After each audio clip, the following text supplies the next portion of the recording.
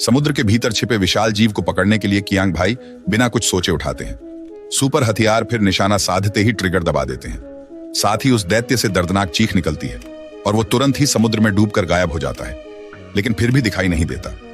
इस समय कियांग भाई जरा भी नहीं घबराते, क्योंकि भाला पहले से ही दैत्य के शरीर में फंसा हुआ था। सिर्फ मशीन चालू करनी है और उसे ऊपर खींच लेना है।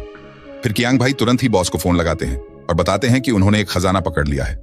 ये सुनते ही बॉस जोश में आ जाते हैं और तुरंत ही विमान से वहां आने का निर्णय लेते हैं। लेकिन उसी वक्त छोटा श्वाय अंदर से बेहद बेचैन रहता है, तो वो अकेले ही डेक पर सांस लेने चला जाता है।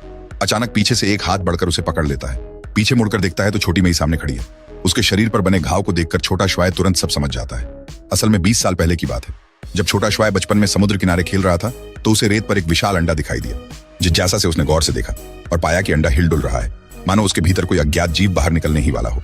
उसने तुरंत छोटी मई को बुलाया ताकि दोनों मिलकर देखें, पर उन्हें अंदाजा भी नहीं था कि एक संकट धीरे धीरे करीब आ रहा है। बहुत जल्द अंडा पूरी तरह से फट गया और उसमें से एक छोटा सा समुद्री कछुआ निकला, लेकिन केवल आधे दिन में ही वो कछुआ लड़के जितना बड़ा हो गया। यादगार के तौर पर छोटा श्वाय ने दोनों के नाम कछुए के खोल पर उकेर दिए और छोटी मई ने भी उसे एक माला भेंट की सोचा था। दोनों धीरे धीरे साथ बड़े होंगे, लेकिन छोटा श्वाय बस थोड़ी देर सोया ही था और जागने पर देखा कि कछुआ छोटी मई को लेकर समुद्र में चला गया है। भले ही छोटा श्वाय तट पर खड़े होकर बार बार पुकारता रहा, लेकिन छोटी मई बिना पीछे देखे लहरों में गायब हो गई। धीरे धीरे 20 साल बीत गए। भले ही छोटा श्वाय अब शादी ब्याह की उम्र तक पहुंच चुका है, लेकिन वो आज भी छोटी मई का चेहरा नहीं भूल पाया। हर दिन वो समुद्र किनारे जाकर उसकी तलाश करता है।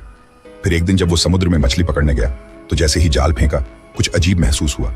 जहाज बेकाबू होकर डगमगाने लगा और जब जाल को ऊपर खींचा गया तो पाया कि जाल में बड़ा सा छेद हो चुका है। कियांग भाई तुरंत समझ गए कि समुद्र में कोई विशाल जीव छिपा है। इसलिए अगले ही दिन वो और भी आधुनिक उपकरण लेकर समुद्र में लौटे, ताकि उस जीव को पकड़कर रातों रात अमीर हो सकें। लेकिन वो जीव उनकी कल्पना से कहीं अधिक शक्तिशाली निकला।